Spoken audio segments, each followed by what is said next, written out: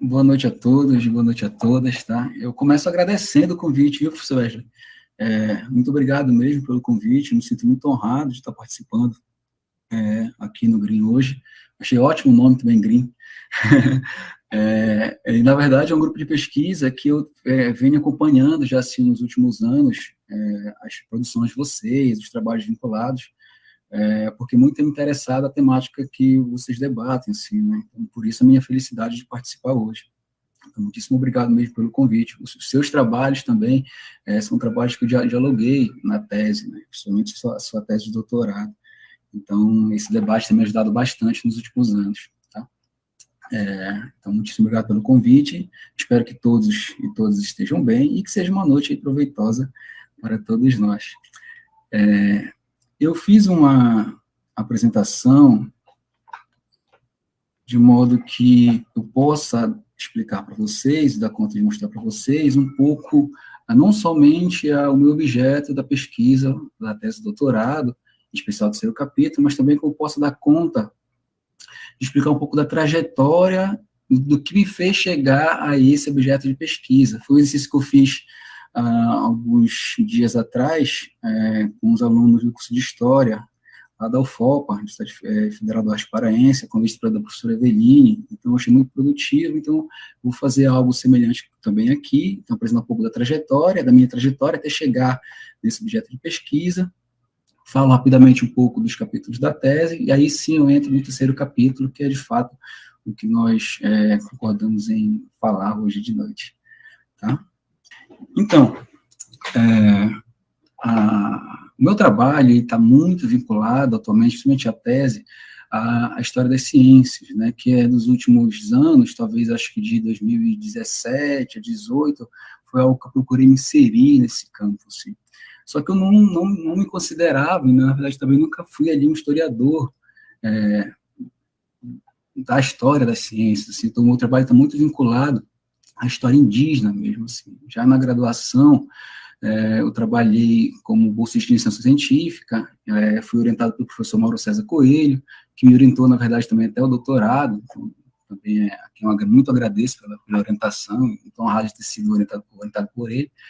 E lá na graduação, eu trabalhei com políticas indigenistas, era para pensar uma legislação no século XVIII, o Diretório dos Índios, que procurou ali transformar toda a vida aqui na Amazônia, dos povos indígenas, das pessoas que aqui moravam, né, transformar as aldeias em vilas, uma série de objetivos ali criados pelos portugueses a fim de ser implementados aqui na Amazônia. E isso foi praticamente a minha vida na graduação.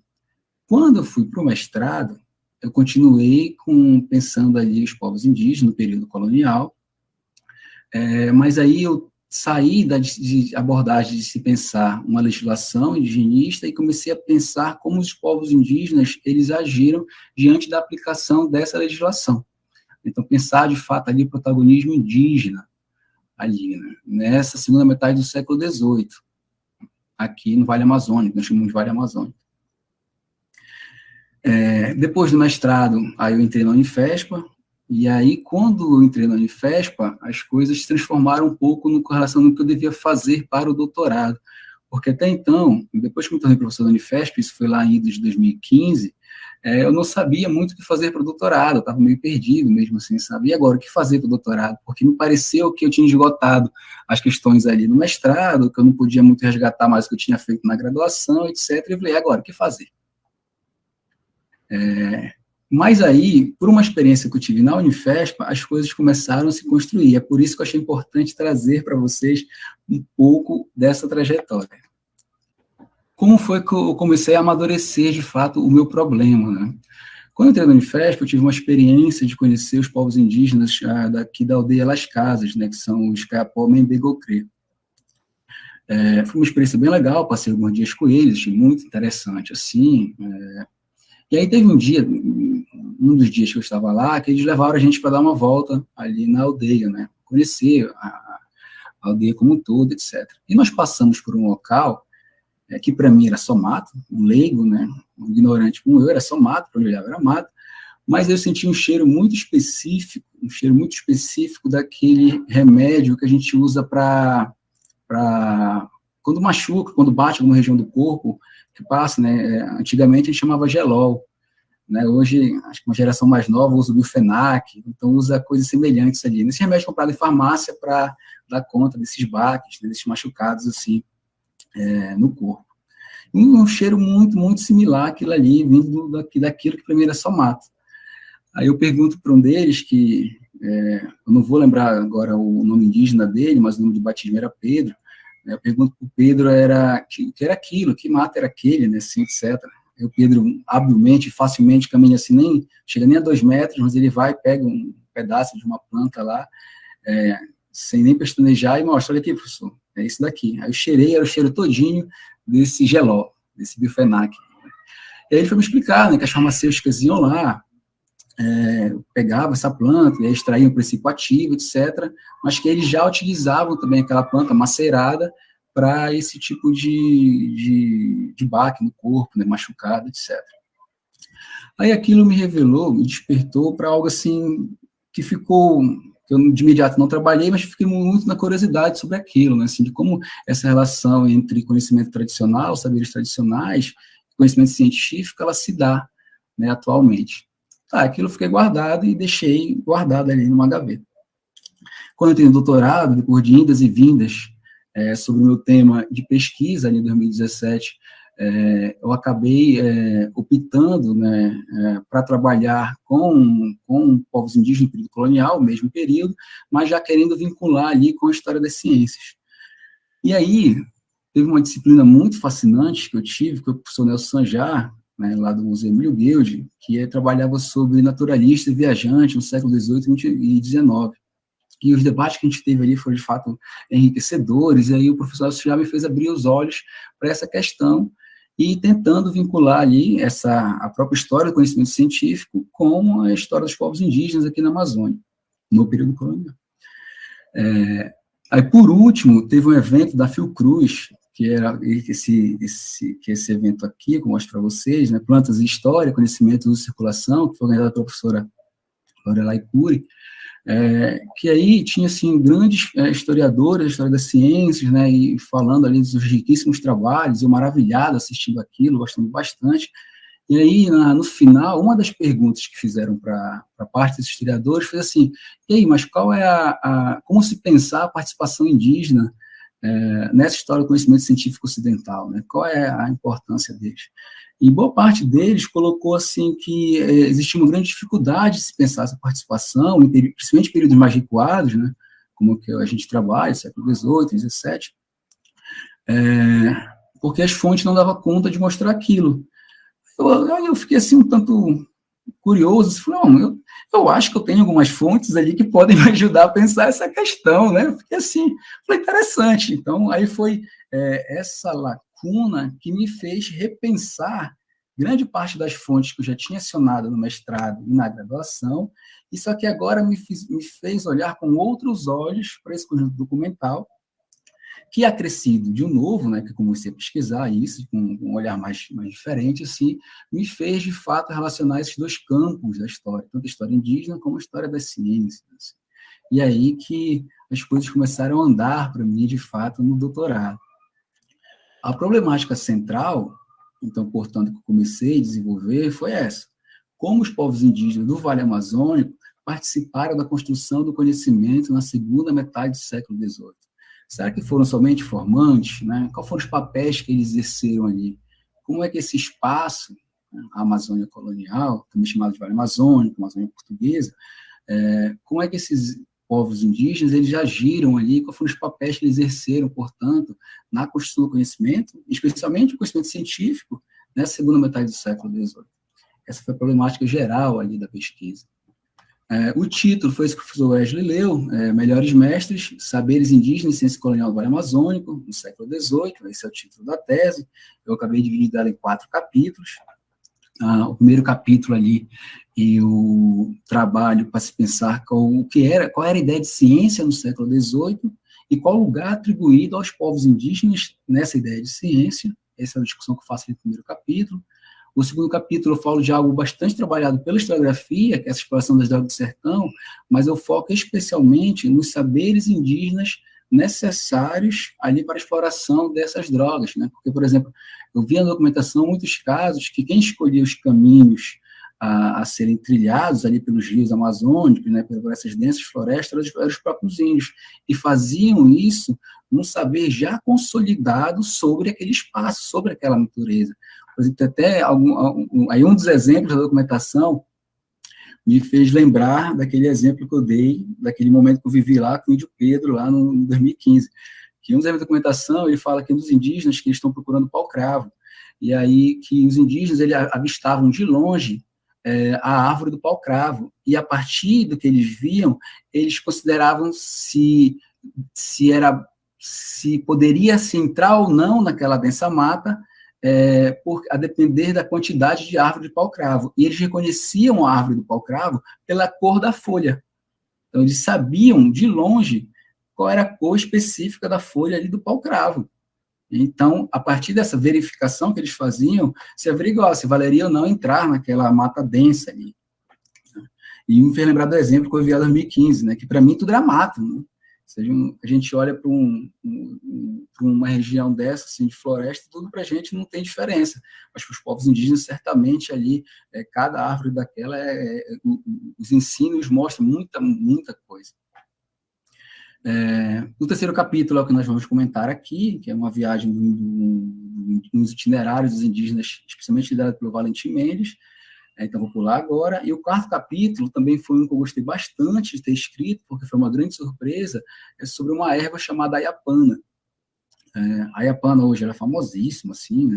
Ela é investigada, tem alguns estudos feitos pela Embrapa sobre essa erva, mas no século XVIII ela era ainda uma ilustre desconhecida, que vai ganhando uma fama imensa no século XVIII. Ela é uma erva que ela surge inicialmente nos escritos do Alexandre Rodrigues Ferreira.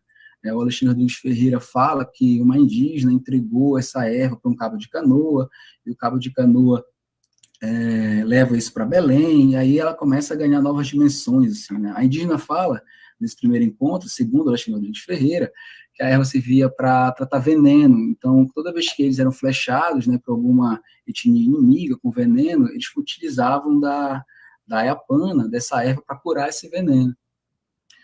Quando chega em Belém, por meio dessas informações que essa mulher indígena deu, a Ayapana começa a ser testada. Então, alguns moradores começam a fazer testes, dão veneno para um cachorro bebê, aí o cachorro está quase ali falecendo, aí aplicam a erva, o cachorro melhora, dão essa erva para uma escrava que estava com cólica, aí ela começa a melhorar.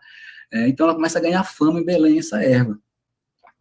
Depois disso, ela some um pouco. Só que no final do século XVIII, início do século XIX, ela vai aparecer numa correspondência do Rodrigo de Souza Coutinho, com o irmão dele, o Francisco de Souza Coutinho, dizendo que o Alexandre tinha sido negligente, porque eles escutaram falar da Ayapana por meio de um jornal científico, uma revista científica francesa. Os franceses já estavam estudando a Ayapana, quando o Alexandre Rodrigues Ferreira deveria trazer para ele os louros de ter descoberto a Ayapana.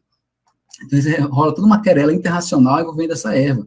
Depois ela aparece em jornais alemães, dinamarquês, enfim, ela começa a ser conhecida globalmente e sendo testada, né? E boa parte dos testes que fizeram com ela confirmavam os préstimos que a indígena lá no interior, aqui no interior da Amazônia, tinha falado sobre essa erva. Então, o capítulo 4 é sobre essa erva Ayapana. E assim se desenrolou, né, a estrutura da minha tese. O terceiro capítulo, foi que eu escolhi para a gente tratar, ele tem como título Itinerários Indígenas. Eu trouxe ele para discutir com vocês, para apresentar para vocês, porque é um dos que mais me apeteceu também ter escrito, e é um também que a região, o espaço ali, esses elementos não humanos, eles se relacionam muito e fazem definir algumas ações desses sujeitos humanos, assim. Então, por isso que eu achei interessante escolher esse terceiro capítulo. Eu vou tentar aqui mostrar para vocês um breve resumo deles. Ótimo. Para dar conta dele, eu fiz um breve apanhado de algumas questões introdutórias, né, que explicam muito também das trajetórias que eu tive, que se vinculam tanto à história indígena quanto à história das ciências. O que acontece? Para a história indígena.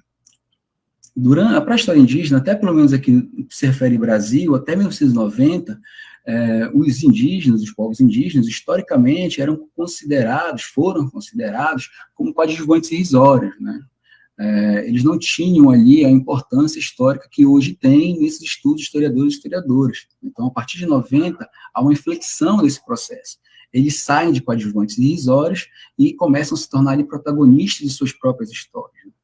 Esse campo fica conhecido no Brasil como a nova história indígena.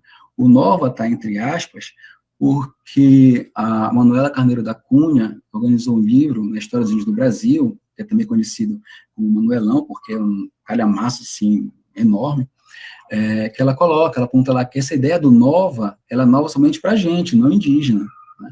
Mas porque para os povos indígenas, eles sempre foram protagonistas de suas próprias histórias.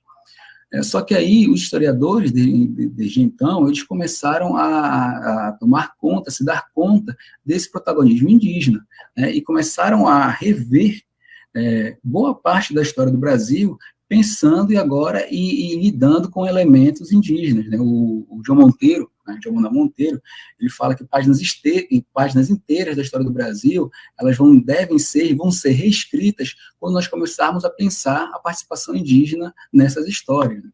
Então, a história indígena ela tem essa inflexão. Da mesma forma que a história indígena ela transforma esse olhar de se pensar a participação indígena na história do Brasil, a história das ciências, ela também tem uma transformação, ela também tem uma inflexão. Tem um texto que eu acho muito legal de se ler, que é do Dominique Pestre, né, para uma nova história social e cultural das ciências, novas definições, novos objetos, novas abordagens. O Dominique Pestre, ele coloca que, a partir de 70, 80, que é uma mudança nas formas de conceber o que é ciência, o que é o conhecimento científico. Ele compreende que o conhecimento científico ele não é somente um conjunto de fatos, mas que envolve negociações e atores distintos. A ideia de ciência, portanto, a partir desse período, ela vai se reformular. Como ela quer se reformula? Porque a ciência ela vai ser tida agora como um conhecimento que ele é construído a partir do social. E o seu conceito, portanto, ele acaba por variar ao longo do tempo. Isso quer dizer para a gente que essa ideia de ciência, ela não está mais vinculada somente ali a instituições, aos próprios naturalistas somente, ou ainda a ideia de cientista que nós temos na nossa cabeça. Porque, de fato, agora, a partir desses estudos, e claro, é um campo que se estabeleceu não sem controvérsias, mas a partir desses estudos, a ciência ela se torna um conjunto social. São técnicas, são práticas, que não envolvem somente um sujeito, mas sim uma rede de atores que ajuda a construir determinado tipo de conhecimento. O Nil Safir, né, que foi alguém que utilizei bastante na tese para compreender um pouco desse movimento, ele vai colocar que diversos textos europeus integraram as populações nativas, não europeias, em uma história da produção de conhecimento acerca do mundo natural, sendo necessários métodos de investigação que destaquem contextos locais, particulares em um sistema de trocas que estavam constantemente em movimento. Por sua vez, o Pham Thanh, um historiador asiático, ele coloca que o historiador da ciência ele passou a considerar que a circulação do conhecimento e as práticas científicas não ficaram restritos, confinados, limitados às sociedades científicas. Eu gosto muito dessa definição do Pham Thanh, porque ele nos permite pensar a ciência e a construção dela em espaços abertos, por exemplo, ao ar livre. Né? Essa ampliação, portanto, do conceito de ciência, ela me permitiu, na tese, incluir também a participação indígena, os povos indígenas do Vale Amazônico, na segunda metade do século XVIII. Uma das coisas que me ajudou, evidentemente, a pensar no trato teórico e metodológico da pesquisa foi o próprio conceito de circulação e os saberes indígenas. Né? Esse conceito de circulação me ajuda bastante, porque qual a ideia por trás desse conceito de circulação? Aí está no slide. Ao compartilhar informação sobre uma rota, um obstáculo geográfico, língua, informações sobre o potencial efeito curativo de uma planta, isso não se tratava apenas de um vetor de transmissão, de informação bruta a ser lapidada. É um texto do Kapil Raj. Isso é legal, porque, assim, geralmente, a gente considera que essa participação indígena na história da ciência, na produção do conhecimento científico, ela se dá somente na condição de formante. Mas todas essas informações compartilhadas, esse conhecimento compartilhado, ele já tem todo um arcabouço que é construído anterior a esse compartilhamento, né? Existe todo um saber que é construído pelos povos indígenas sobre a região, sobre os animais, sobre esses frutos, né? Eu acho muito engraçado, por exemplo, toda vez que chega outubro, que é Quicírio, aqui no Pará, né? Que aí vão falar assim, quantos índios será que morreram para aprender de quantos dias a maniçoba lá poderia ser comida, etc. e tal, né? E geralmente as pessoas falam que morreu um monte de gente para até chegar ao ponto certo da maniçoba, mas não necessariamente morreu ninguém, se pode ter morrido nenhum também, porque evidentemente que se faziam testes, eles faziam testes. Poderia ter colocado lá, testado em animais, ver quanto tempo o animal ficava mal ou não, etc. Existe uma série ali de teorias que podem dar conta de que, olha, ninguém morreu, porque eles faziam esses testes antes, assim.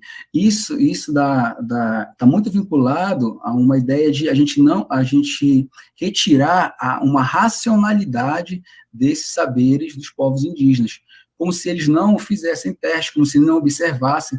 E aí eu comecei a ver que boa parte do que se considera conhecimento científico, ele é compartilhado também pelo que os povos indígenas fazem. O que é isso? Observação, experimentação e repetição. Boa parte disso eles fazem ali ao ar livre, né? Então, essas questões me fizeram pensar, para minhas fontes, que esse conhecimento, portanto, não era assim, um simples saber fazer, mas sim que era construído, que era alimentado e que se renovava cotidianamente pelos povos indígenas. Essa imagem que está para vocês aí, ela é uma imagem uma ilustração ali da viagem filosófica do Alexandre Rodrigues Ferreira, né? Por exemplo, o Alexandre Rodrigues Ferreira, ele teve 2 índios que auxiliaram ele na preparação de tudo que era enviado para Lisboa, né? Então, eles preparavam aqui as plantas, preparavam os animais, para enfrentar aquela viagem de 2, 3 meses a chegar a Lisboa em condições ali boas, assim. Quero, salvo engano, talvez eu erre o nome agora, mas era o Cipriano Souza e o José da Silva. A professora Patrícia Mello e a professora Ângela Domingues têm um artigo muito bom, que elas vão dar conta da vida desses 2 sujeitos, desses 2 indígenas. Por exemplo, eles atuaram como preparadores aqui, mas quando acabou a viagem, eles acompanharam Alexandre Rodrigues para Lisboa. Um deles, inclusive, trabalhou oficialmente, porque tem documentação sobre isso, no Museu da Ajuda, lá em Portugal, né? E ele trabalha justamente porque o conhecimento que ele tinha sobre aqueles animais, sobre aquelas plantas, foi fundamental para se construir a própria viagem filosófica. Bem interessante também. A Gabriela Bertol de Almeida tem a tese de doutorado que trabalha esse aspecto também dos indígenas. O ambiente político, a rede de coleta, a produção de conhecimento articulada por essas instituições metropolitanas, as viagens filosóficas, como essa do Alexandre Rodrigues Ferreira, a instalação dos jardins botânicos, são temas que a história defende tem explorado bastante, né? Nós temos ricos trabalhos sobre isso. O que me fez pensar era, e a atuação indígena? Qual a parte dos indígenas, os papéis que os indígenas exerceram nessa construção do conhecimento no século XVIII? Será que eles tiveram alguma relação ali na construção desses jardins botânicos? Será que eles tiveram participação essencial ali nas viagens filosóficas? A resposta, de antemão, já é um spoiler, mas assim, eles participaram ativamente ali, eles foram protagonistas também nessa construção do conhecimento na segunda metade do século XVIII. E um pouco do contexto desse terceiro capítulo, ele está muito relacionado, principalmente a segunda metade do século XVIII, a um processo de inventário dos produtos naturais do Império Ultramarino Português, né? Então, Portugal ali tinha a grande ambição de se inventariar ali a flora, a fauna, de todas as suas colônias, né? E, evidentemente, de pensar aquilo também, explorar aquilo economicamente, mas não só, cientificamente também, né? O Domingos Vandelli, né, que foi um professor italiano, que foi para Portugal, atuar ali na Universidade de Coimbra, tinha um grande projeto ali de mapear todas essas produções naturais das colônias portuguesas. Os jardins científicos, os jardins coloniais, eles começam a surgir também, eles já eram espaços para agrupar e aclimatar vegetais exóticos, mas agora eles também começam a se tornar um espaço de pesquisa científica também, os jardins coloniais, né? E aqui no Pará, no Grão-Pará, na época, a gente vai ter o Jardim São José, que era o Horto Botânico de São José. ele vai ser criado em 1696, né, uma carta de 4 de novembro de 1696, está lá no APEP, no Arquivo Público do Estado do Pará, código 766, e aí, assim que ele é criado, para uma coleção de vegetais que se obtém, ele já é alçado à condição de jardim modelo, né? O Rodrigo Souza Coutinho, ele vai colocar que, assim, olha, que se der, numa carta também, que se devem construir outros jardins no resto da América Portuguesa, conforme o jardim criado aqui na trilha do Grão-Pará. Justamente porque ele conseguiu obter algumas especiarias valiosas, né, no mercado global ali. Só que essa obtenção dessas especiarias, até então, elas tinham sido vinculadas a 2 franceses, que estavam exilados no Pará, eles tinham saído de Caiena, vieram para o Pará, então os méritos dessa obtenção dessas especiarias, até então, eram desses 2 franceses. Quando eu fui para o Arquivo Nacional, ali no Rio de Janeiro, pesquisar, eu encontrei uma fonte, e foi assim, maravilhoso ter encontrado essa fonte, que dava conta de mostrar itinerários indígenas na construção, ali na implementação, na verdade, desse jardim botânico no Pará. Esse jardim botânico também, ele tem uma localização estratégica, como eu coloquei no slide para vocês, porque ele é na entrada ali do Vale Amazônico, né, fica situado ali em Belém, e era muito próximo de um jardim muito famoso lá em Caiena, que era o Jardim La Gabriele. Lá em Caiena, esse jardim, já estavam cultivadas algumas especiarias, como a noz moscada, canela, pimenta, né, que eram especiarias asiáticas ali, já cultivadas ali, aclimatadas em Caiena. Por isso que Portugal queria muito obter também essas especiarias. Até agora, então, portanto, nós demos conta de algumas questões. A primeira dela é essa inflexão na história indígena, que me permitiu pensar a participação desses indígenas na história das ciências enquanto protagonistas, a própria reformulação no campo da história das ciências, né, que amplia esse conceito de ciência, e agora estou mostrando para vocês como foi que eu percebi isso nesse terceiro capítulo, pensando a participação desses indígenas talvez na primeira instituição científica que nós tivemos aqui no Vale Amazônico, que é o Horto Botânico do Grão-Pará. O que aconteceu?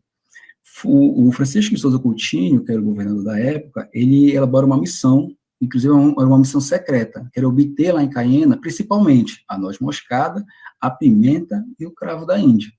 Essas 3 especiarias eram as visadas. E aí ele insere um grupo de indígenas, que vai ser liderado pelo Valentim Mendes, para ir lá em Caiena, roubar essas especiarias, trazer para Belém e que elas fossem aclimatadas ali no Horto Botânico. O grupo desses indígenas, o Valentim Mendes, o Antônio da Silva, o Cipriano Gomes e o Ventura de Souza. Na imagem que vocês têm ao lado, é um mapa, né? É uma carta topográfica da principal entrada do Rio Amazonas, pelo canal chamado do Norte, com os rios e terras que eles são confrontantes, que pertence à Praça do Macapá, 1990, né, que é do João Vasco Manuel de Brau, que foi governador também da Praça do Macapá nesse período. Isso é parte do terreno que eles tiveram que enfrentar para conseguir essas especiarias. Mas, evidentemente, esse olhar, ele não nos dá conta de pensar nessa travessia ou nesse itinerário indígena para se conseguir essas especiarias. Mas, assim, aqui no mapa, eu sei que não está muito visualizar, aqui está a Guiana Francesa, e aqui seria a parte da Guiana Portuguesa, dizendo assim. Então, eles saem daqui e vão atravessar todo esse território. Mas, para ficar uma visualização melhor, esse é o mapa atual. Esses indígenas tiveram que sair de Belém, atravessar toda essa região, que hoje é Macapá, Amapá, né, etc., até chegar na Guiana Francesa, roubar essas especiarias, retornar com essas especiarias quase intactas e que elas fossem plantadas, né, aclimatadas aqui no Horto Botânico de São José. O governador do período chama essa região de um trincado labirinto, e não chama à toa, porque são diversos rios, são vários canais, não é fácil atravessar essa região, existe a questão do clima, eu trouxe até os próximos slides, dão até conta de mostrar para vocês como eles encaravam esse espaço, né? Tem um texto ali do Flávio Gomes, de Marçal Queiroz, que é nas terras do Cabo Norte, muito bom para se pensar essa região, e de mostrar também como essa região era uma região repleta ali de mocambos, de fugitivos, de ex-escravos, que tentavam ali implementar seus próprios projetos, mesmo com essa disputa, com esse espaço em disputa por essas duas potências europeias, que no caso era a França e Portugal. Mas essa região que esses indígenas teriam que atravessar, ela é bem descrita pelo Francisco de Souza Coutinho. Eu sei que vai ser um pouco grande a leitura da fonte, mas eu resolvi manter quase intacta para mostrar para vocês como era que eles pensavam essa região. Ele coloca essa missão: é preciso atravessar a boca do famoso Amazonas, lutar com as correntes, com as ventanias no tempo delas. Do Iapoca em diante, continua a costa do mar até Caiena, que está sobre ele em uma ilha, e continuam estas mesmas circunstâncias referidas. Quase como neste clima desde julho até outubro, que é a rigorosa estação seca das ventanias, de novembro em diante começam as chuvas e os ventos, que fazem mais prolongadas as ditas viagens e mais breve a volta. Mas naquele porto, então, não há abrigo.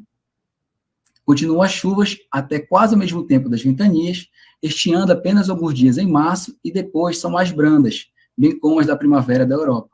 Finalmente, nos meses de maio e junho, sobrevêm as calmas, e sem haver vento, ficam sempre grandes os mares naquela costa e porto. Estas estações e alterações são quase certas e periódicas, mas há anos em que se adiantam ou se atrasam.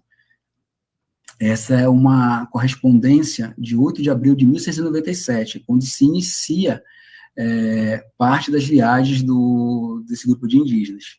Aí, dessa mesma documentação, eu gosto demais dessa, vou ler para vocês, que ele coloca, o Francisco de Souza Coutinho, governador da época.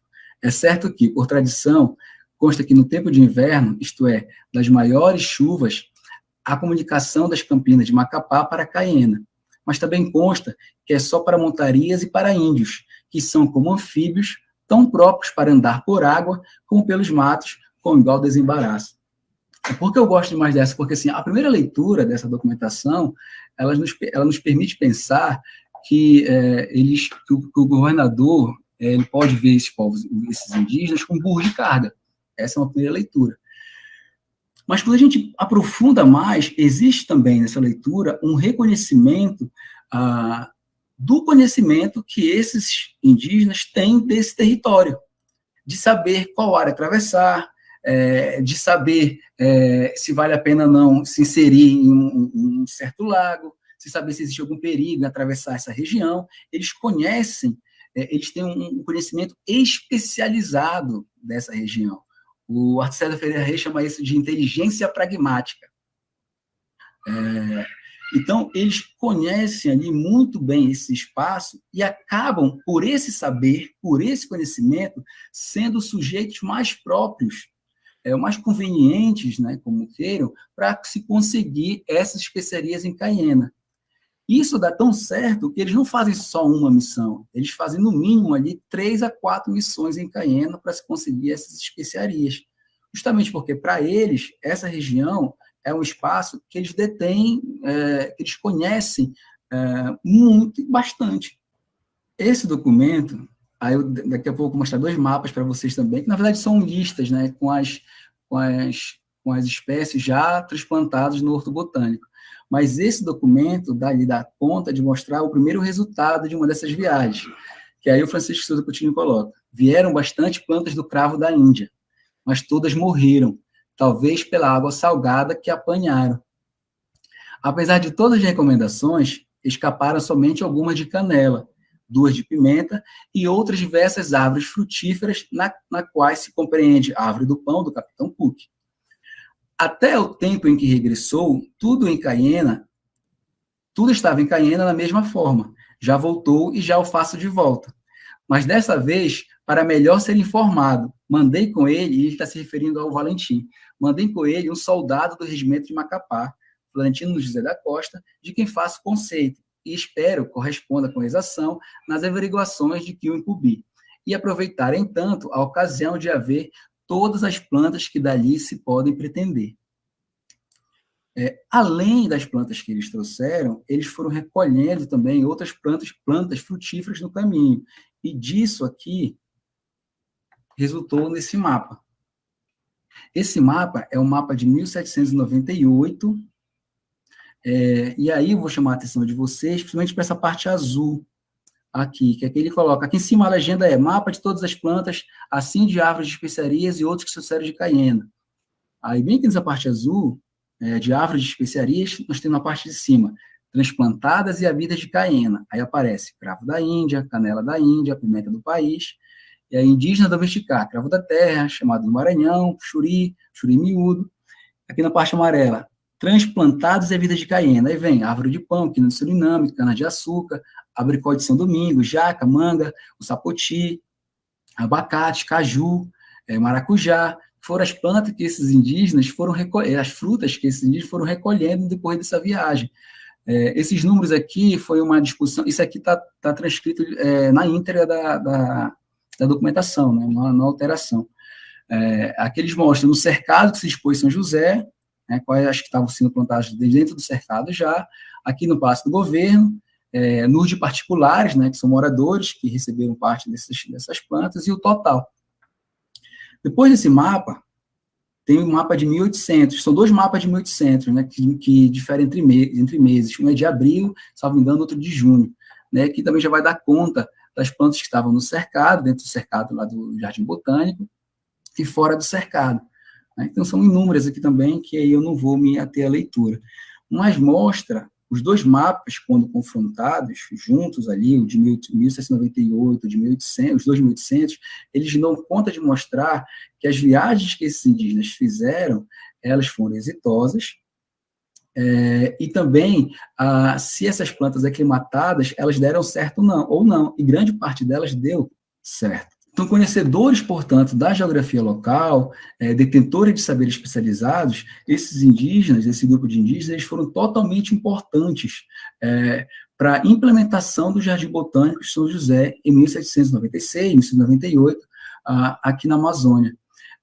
A história, portanto, dessa instituição científica, que até então era só vinculada ali a 2 franceses, né, que tinham sido migrados ali, tinham fugindo ali das revoltas escravas, vieram para o Pará, a historiografia incumbia somente a esses 2 sujeitos a obtenção dessas espécies que elencaram, que elevaram o Jardim Botânico do Pará à condição de jardim modelo.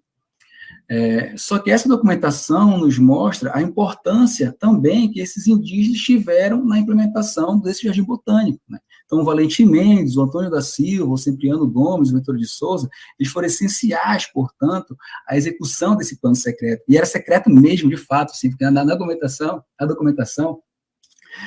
o Rodrigo Souza Coutinho, o Francisco Souza Coutinho, falou assim, olha, as despesas que tu tiveres com essas viagens, tu só vai reportar ela a mim, e aí ele cita mais 2 nomes, assim, lá. Então, era secretíssima essa missão de espionagem também, né, feita por esses indígenas. A historiografia, né, a história da ciência, tem chamado esses sujeitos de go-between. Eu, particularmente, tá? Mas isso é só uma encrenca minha, assim, às vezes até bobagem, mas na tradução para o português, isso ficou chamado como intermediário. Eu não gosto muito da palavra intermediário, mas o significado, né, o conceito que deram para go-between, intermediário, ele é o mesmo, tanto no inglês quanto no português. Então, ele dá conta de mostrar a importância desses sujeitos. Só não gosto, de fato, dessa tradução literal, do intermediário ali, porque me parece que o intermediário ele fica só no meio. E quando esses conhecimentos indígenas, eles não ficam só ali intermediando, eles fazem parte de todo o processo, eles caminham junto, eles adicionam novas camadas de formação. Né? Não dá de pensar que eles só ficaram ali como meros intermediários, de fato. Né? Eu não gosto muito da tradução, mas o conceito, a explicação dele, ela me é bastante agradável. Então, seriam esses indígenas go-between, seriam esses sujeitos ali intermediários, né, nessa história do conhecimento científico, mediadores, etc. E aí vamos ao conceito, que é o conceito que me agrada bastante. O Subramanian, ele classifica os go-between como sujeitos que se movimentavam entre mundos, articulavam saberes entre e dentro desses espaços, indivíduos necessários para a realização de algum projeto, movimentavam-se entre locais, traduziam e transportavam os objetos, práticas e conhecimentos. O Kapil-Raj, por sua vez, ele vai colocar que qualquer sujeito responsável por realizar mediações, sejam tradutores, intérpretes, informantes, banqueiros, até mesmo espiões. Lendo esses historiadores, eu considerei que os indígenas que eu trabalhei nesse terceiro capítulo, eles são exemplos perfeitos de go-between. Por que são exemplos perfeitos? Porque a documentação dá conta de mostrar a importância deles na obtenção desses frutos, né, dessas espécies. Ela dá conta de mostrar também como eles agiram, né? E alguém pode perguntar agora, assim, mas qual era o interesse desses sujeitos de irem fazer toda essa missão trabalhosa, enfrentar todo esse espaço, pegar essa chuva, enfrentar esse rio, etc, etc. Porque durante o século XVIII, com aquela lei que eu falei no início, o Diretório dos Índios, os índios eram obrigados a trabalhar 6 meses nas suas próprias povoações e 6 meses para o Estado. Então, era um serviço compulsório, assim. E na hora de negociar com esses indígenas essa viagem, lhes foi prometido que, enquanto eles executassem essas viagens, as famílias deles seriam livres dos trabalhos compulsórios, ou seja, elas não precisariam trabalhar. E, além disso, também eles receberam soldos, né, eles foram pagos por esse serviço. Então, esses 2 motivos ali impulsionou esses indígenas a realizar essa missão. Então, portanto, eles foram espiões, né, eles foram ali, eles transportaram objetos, transportaram práticas e conhecimentos. Então, são exemplos perfeitos ali de go-between, esse grupo de indígenas. O Valentim Mendes, ele é ainda eu costumo dizer que o Valentim Mendes é um caso excepcional mesmo, assim, porque o Valentim Mendes, quando a gente começa a encontrar informações sobre ele, além dessa da viagem, ele fala que ele já tinha uma carta patente, portanto, de oficial, militar, pela França. Então, ele já tinha sido preso por espionagem pelos portugueses, aí foi liberto alguns anos depois, aí estava morando ali, nessa região que eu mostrei para vocês, quando ele foi chamado para liderar essa missão. Como essa missão ela deu certo, foi exitosa, ele conseguiu essas especiarias, esses frutos, o Valentim Mendes também ganhou, agora pelo lado português, uma outra carta patente, que é esse documento que eu mostro para vocês. Deixa eu ver se consigo dar um zoom aqui para vocês verem. Aí vai dizer mais ou menos assim, diz Valentim Mendes que ele foi nomeado pelo excelentíssimo governador e capitão-general do Estado, do Grão-Pará, principal do capitão e principal dos índios novamente estabelecidos no Caeté. Então, devido a essa missão dele ter sido exitosa, ele também agora recebe uma carta patente agora pelos portugueses. O Valentim, ele é um indígena que ele acumulou 2 patentes de oficial por 2 nações que eram, naquele momento, inimigas e que disputavam esse território. Por isso que ele é um caso muito especial, assim, o Valentim Mendes, que liderou essa missão. E é um dos motivos também que ele é escolhido, né? Ele conhecia aquela região, e inclusive conhecia o lado francês também. Então, já dando conta, já chegando no finalzinho, as agências históricas desses sujeitos, na implementação do Jardim Botânico no Pará, elas nos ajudam a entender como ocorreu a circulação de saberes e objetos fundamentais para a história do conhecimento humano sobre o mundo natural. Esses indígenas, eles foram peça importante dessa engrenagem. Eles fizeram parte de uma disseminação global de informações, espécimes e itens relacionados ao mundo natural. De maneira geral, portanto, nesse terceiro capítulo, o que é que nós temos como resumo? A inserção dos povos indígenas enquanto sujeitos que participaram também da formação e implementação de uma instituição científica no Grão-Pará e que fizeram também ali o compartilhamento, a construção de conhecimento científico também, que naquele momento para Portugal era um dos principais assuntos e também, inclusive, principais questões a serem implementadas e debatidas para o que eles consideravam ali um enriquecimento também da nação. Tá? De maneira geral, é isso. Muitíssimo obrigado.